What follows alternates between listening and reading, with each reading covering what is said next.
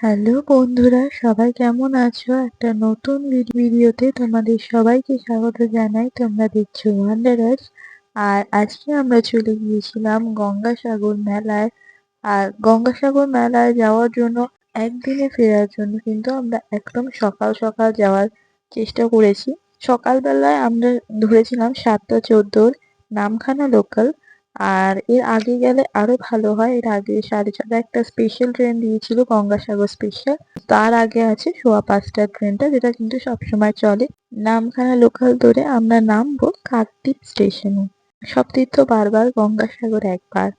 কারণ এই কথাটা যখন উঠেছিল তখন কিন্তু গঙ্গাসাগর যাওয়াটা ততোধিকই কঠিন ছিল এবং রাস্তাটা খুবই দুর্গম ছিল।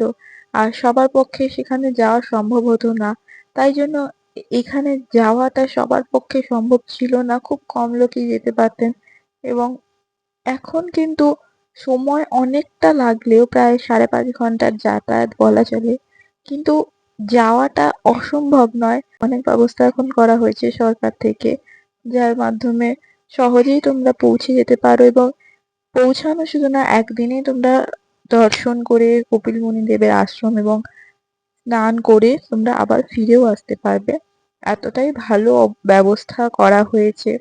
গঙ্গাসাগরের সময় বাবুঘাট থেকে বাস ছাড়া হয় কম সময় অন্তর অন্তর, অর্থাৎ প্রায় 5-10 মিনিট অন্তর অন্তরই বাস ছাড়া হয়। সেটাও খুব কম খরচায় তোমাকে সহজেই বাবুঘাট থেকে একদম পৌঁছে দেবে লট 8-এ। তো কিভাবে যাব সেটা বলি। প্রথমে আমরা কাকদ্বীপ স্টেশনে নামবো। স্টেশন থেকে আমরা টোটো পেয়ে যাব। একটু হাঁটলে স্টেশনের সামনে টোটো দাঁড়িয়ে থাকে। টোটো যায় লট 8-এ। আর ভাড়া পড়েছিল 20 টাকা। তবে গঙ্গাসাগর মেলার সময় ভাড়া থাকে 30 টাকা। তো এই টোটো ধরে আমাদের পৌঁছাতে হবে লট 8-এ। সেখান থেকে আমরা পাবো ভেসেল। তো অন্য সময়, অর্থাৎ গঙ্গাসাগরের মেলার সময় কিন্তু এখন ভেসেল চলছে। অন্য সময় যায় জেটি। যেই জেটিগুলো টাইমিং থাকে, আর জেটির ভাড়া থাকে মাত্র 9 টাকা। এখন চলছে ভেসেল। ভেসেলের ভাড়া কিন্তু 40 টাকা করে। আর একেবারে কিন্তু টিকিট দেওয়া হচ্ছে যাওয়া আসা মিলিয়ে, অর্থাৎ 80 টাকার। অন্য সময় যদি তোমরা যাও, সেই সময় কিন্তু টাইমিং এর ব্যাপার থাকে। আর এখানে একটা অসুবিধা, যার জন্য কাকদ্বীপ দিয়ে অনেকে যাতায়াত করতে একটু দ্বিধা বোধ করে। কারণ কি, এখানে যে জেটি যায় সেটা কিন্তু জোয়ার ভাটার উপর নির্ভর করে। অর্থাৎ জোয়ার ভাটার জন্য অনেক সময় কিন্তু জেটি বন্ধও থাকতে পারে। অনেক সময় কিন্তু হতে পারে যে নদীতে এমন জায়গায় আটকে গেছে, সেখানে কিন্তু আবার ছাড়তে আরো কিছুক্ষণ টাইম লেগে যেতে পারে, যার জন্য কিন্তু যে যাওয়ার টাইমটা অনেকটা টাইম লেগে যায়। তো এই হচ্ছে কথা। এখান থেকে তোমরা কিন্তু নামখানা হয়েও যেতে পারো। নামখানা থেকে তোমাদের লট 4-এ নামতে হবে এবং সেখান থেকে কিন্তু যেটি যায় সেখানে কিন্তু ভাড়া পড়ে 85 টাকা। আর এই ভেসেলে যাওয়ার সময় যেটা দেখা যায়, খুব সুন্দর লাগে, সেটা হচ্ছে এই পাখিগুলোকে। এই পাখিগুলো কিন্তু খাবারও ভেসেলে পাওয়া যায়। অনেকে বিক্রি করেন। 10 টাকার বিনিময়ে তোমরা নিতে পারো এবং পাখিদের খাবার দিলে কিন্তু আরো কাছাকাছি তারা চলে আসে। আর এটা দেখতে কিন্তু খুব সুন্দর লাগে। সুন্দর স্বচ্ছ জলের ওপর দিয়ে ভেসে যাচ্ছি। ভেসেল পরপরই ছিল বলা চলে। আর এটা কিন্তু স্নানের দিনের পরের দিন, তাই জন্য মেলা আমরা পেয়েছিলাম, কিন্তু খুব ভিড় ছিল না, একদমই ফাঁকা বলা চলে। পাখি দেখতে দেখতে দেখতে 40 মিনিট সময়টা কখন কেটে যাবে বোঝাই যাবে না। ভেসেলে কিন্তু যাওয়ার সময় টাইম কম লেগেছিল, 0.5 ঘন্টায় আমরা পৌঁছে গিয়েছিলাম। তবে ওভারঅল 40 মিনিট মতো লেগে থাকে। আর খুবই ভিড় হয়। আমরা প্রায় পুরোটাই দাঁড়িয়ে গিয়েছিলাম। এই ঘাটটার নাম হচ্ছে কচুবেড়িয়া। লট 8 থেকে আমরা যেখানে নামবো। আর নামখানা থেকে আমরা নামখানা থেকে আমরা পৌঁছাতাম বেনুবনে। তো দুটো জায়গা থেকে তোমরা কিন্তু টোটো পেয়ে যাবে। আর কোচবিহার থেকে তো বাসও যায়, কিন্তু গঙ্গাসাগরের জন্য কিন্তু বাস পাওয়া যাচ্ছিল না। বেশিরভাগ এখানে কিন্তু কলকাতার বিভিন্ন বাস দেখা যাচ্ছিল, যদিও সেগুলো রিজার্ভড সব। তো বাস খুবই কম চলছিল, কিন্তু অনেক সংখ্যায় ট্রেকার ছিল।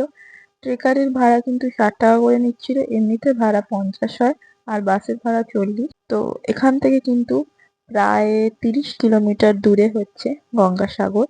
500-700 মিটার আগেই কিন্তু ট্রেকার আমাদের নামিয়ে দিল। আর প্রথমে আমরা দর্শন করে নিয়েছিলাম এই ভারত সেবাশ্রমটি।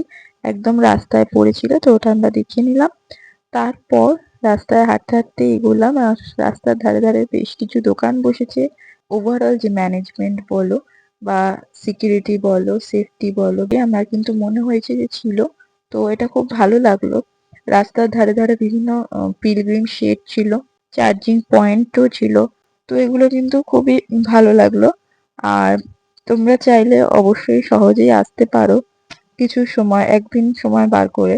সাধুরা অনেকেই চলে গিয়েছেন, কাল অবধি ছিল স্নান, তাই অনেক সাধু চলে গিয়েছেন, কিন্তু কিছু নাগা বাবা এখনো ছিলেন, তোমাদের দেখালাম তাদের। আর কিছু দোকান এখনো বসে আছে, কিছু দোকানপাট রাস্তায় বসেছে। আর এই হচ্ছে মন্দির, একদম মন্দিরের সামনে চলে মন্দিরে দর্শন করাবো তোমাদেরকে। এমনি সময় কিন্তু মন্দিরের ভিতরে ছবি ভিডিও করা অ্যালাউড নয়, তবে ভিড়ের জন্য হয়তো আজ কিছু বলেনি। আশ্রম কিন্তু প্রায় সবসময় খোলা থাকে, মাঝে 9:30 থেকে 10টা আর 4:45 থেকে 4টে 15 মিনিট করে মন্দির বন্ধ থাকে, আর বাকি সবটা সময় প্রায় প্রায় 8টা অবধি মন্দির খোলাই থাকে। তো যে কোনো সময় গিয়ে দর্শন করা যায়। গঙ্গাসাগরে কিন্তু মেলা আর কপিলমুনি আশ্রম ছাড়াও বেশ কিছু জায়গায় ঘুরে দেখার আছে। তো আমরা পরে কখনো যদি যাই সেটা অবশ্যই তোমাদের সাথে শেয়ার করব। তোমরা যদি দেখতে চাও অবশ্যই কমেন্ট করে জানিও। এবার একটু তোমাদের মেলাটা ঘুরিয়ে দেখাবো। আর তো সাগরের দিকে যেতে যেতেই তোমাদের মেলাটা ঘুরিয়ে দেখাবো। মেলায় দোকানপাট বলতে জামার দোকান প্রচুর ছিল, এবং এখানে তো ওই সাধারণ মেলার মতো কিন্তু ওই খেলনা জিনিস বা হরেক রকম জিনিস যেগুলো ওই টাইপের দোকানগুলো কিন্তু কম ছিল। মেনলি ছিল ব্যবহারের জিনিস আর পূণ্য তীর্থে বা তীর্থস্থানগুলোতে যে মেলার দোকানগুলো হয় সেই রকম রুদ্রাক্ষের মালা, শঙ্খ বা কিছু সাধারণ জিনিস, আর প্রচুর মন্দিরের এবং তার ঠাকুরের যে ছবি যেগুলো সেগুলো কিন্তু খুব বিক্রি হচ্ছিল। মেনলি জামার দোকান, ব্যাগের দোকান, ভাতের হোটেল এগুলো কিন্তু ছিল। তো হাঁটতে হাঁটতে আমরা পৌঁছে গেলাম একদম ঘাটের এখানে, আর এটা ছিল 4 নম্বর ঘাট।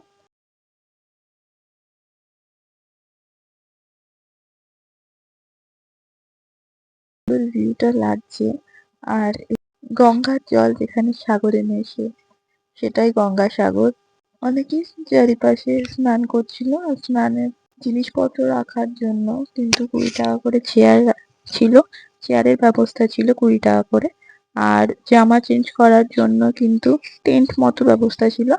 আর এটা ছাড়া তবে রাস্তা দিয়ে একটু এগোলেই তোমরা কিন্তু চেঞ্জ করার মতো জায়গা পেয়ে যাবে, সেগুলো কিন্তু একদম ফ্রি ছিল।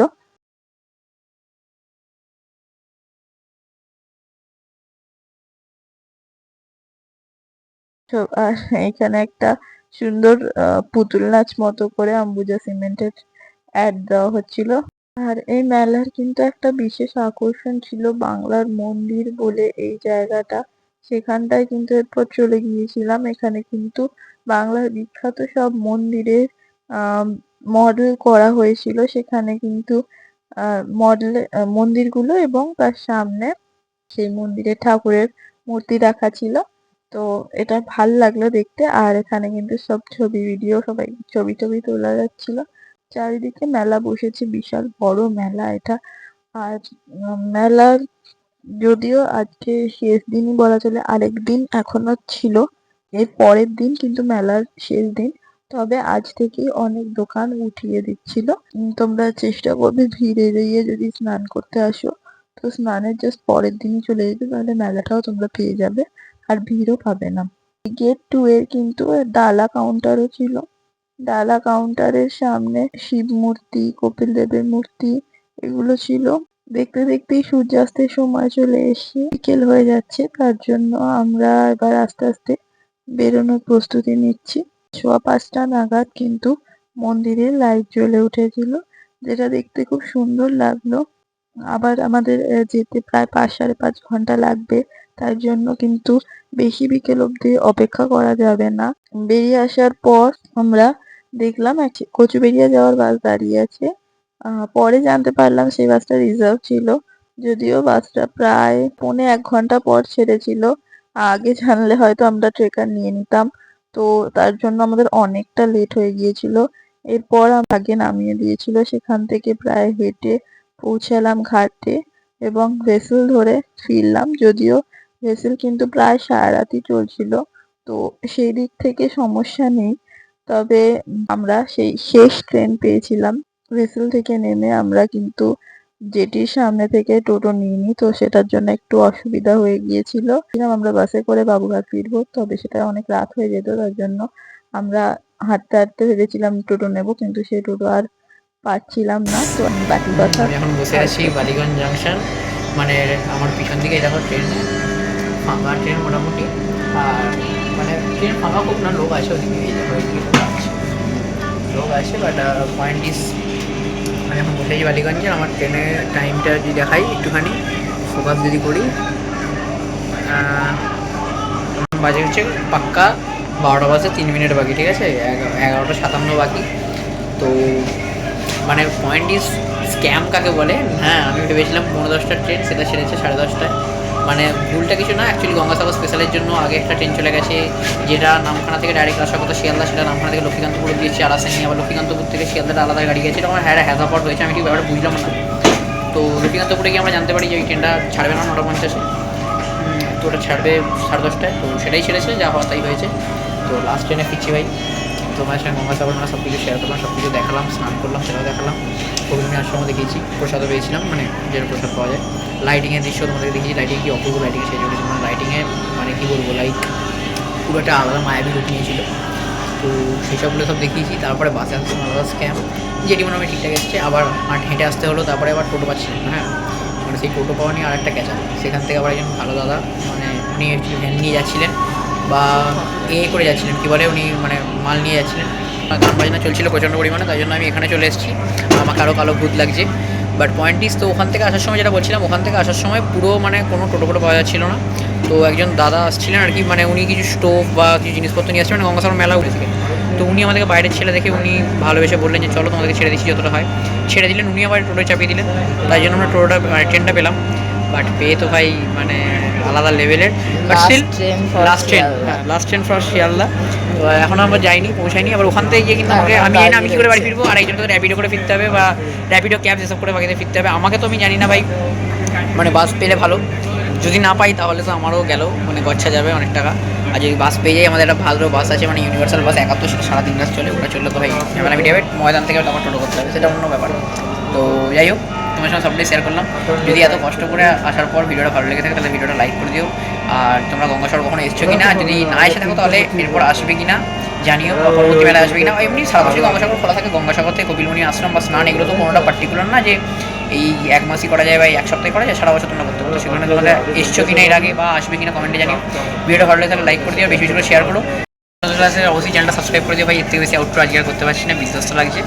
মানে ওকে তো দেখতেই পাচ্ছ ভাই, বিধ্বস্ত লাগছে, আমাকে খুব বিধ্বস্ত লাগছে না, ঠিকঠাকই লাগছে নাকি, বিধ্বস্ত অবশ্যই হ্যান্ডসাম লাগছে। যাই হোক, বাট এবার চলো তোমরা বলো, আমরাও বলি একসাথে, হারার গাঙ্গে। আর সব তীর্থ বারবার, গঙ্গাসাগরও হ্যাঁ এখন বারবার হয়ে গেছে, মানে ঠিক আছে, মানে লাইক দেখো, গঙ্গাসাগর সব তীর্থ বারবার, গঙ্গাসাগর একবারে সব কিছু হয় না। কারণ সব তীর্থ বারবারও দেখলে তোমাকে টানাতে হবে, আর গঙ্গাসাগর বারবারও দেখলে সেখানে তোমাকে সেরকম টান, সেরকম মাহাত্ম থাকতে হবে। অনেকের হয় গঙ্গাসাগর বারবার হয়, অনেকের হয় গঙ্গাসাগর একবারও হয় না। সব তীর্থ বারবার, গঙ্গাসাগরে একবার, সেটা কে বলেছে, একবারও অনেকের হয় না, আবার অনেকের হয় বারবার হয়। তো আপাতত যা ব্যবস্থা দেখলাম, পয়সা ব্যবস্থা বেশ যথেষ্ট ভালো, গভর্নমেন্ট থেকে সহযোগিতা আছে। তো এরকম থাকলে কিন্তু সব তীর্থ বারবার, গঙ্গাসাগর বারবার যদি কপালে থাকে। চলো আজকের মতন বিদায়, দেখা হচ্ছে। হ্যাঁ, এক সেকেন্ড, আমাদের স্টাইলে দেখা হচ্ছে নেক্সট কোনো ব্লগে খুব তাড়াতাড়ি নতুন কোনো জায়গার সন্ধান নিয়ে। ততদিনের জন্য ভালো থাকো, সুস্থ থাকো এবং জায়গায় এক্সপ্লোর করতে থাকো, ঘুরতে থাকো। আর শীতকাল মানে মেলা চুটিয়ে খাওয়া দাওয়া, তো তাই জন্য খাবার চ্যানেলটা ফলো করে দিও, ঘোরার চ্যানেলটা ফলো করে দিও। আজকের মতন বিদায়।